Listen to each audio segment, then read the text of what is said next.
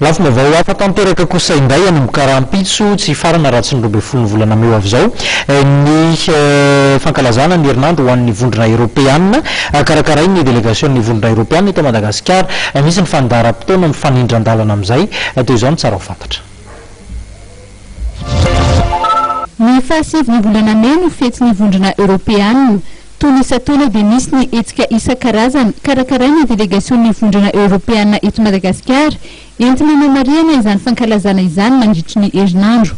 Mizara telo lehibe ireo hetsika nentina hanamariana ny herinandro ny vondrona Européenne raha ny fanamariana izay nentina lehibe ny masivony vondrona Européenne miasa sinoina eto Madagasikara hetsika izay tanterahana ny fahadimy hatramin'ny 12 ny volana Mey. Misy ny conférence débat,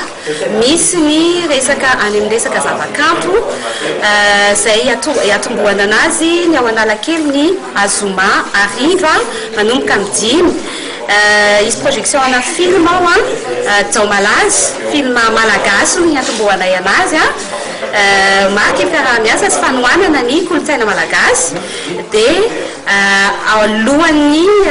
horonan-tsary ny Jao Malazy dia isy fanentanana manokana ataon'ny groupe locaux malagasy avy any Tuléar tanora avy any Tuléar izy ireo ary tohanany vondrona Européenne ny hetsika ataony zareo. Ankoatran'izay dia misy ihany koa ny resaka ara économique dia ny table ronde économique zany ny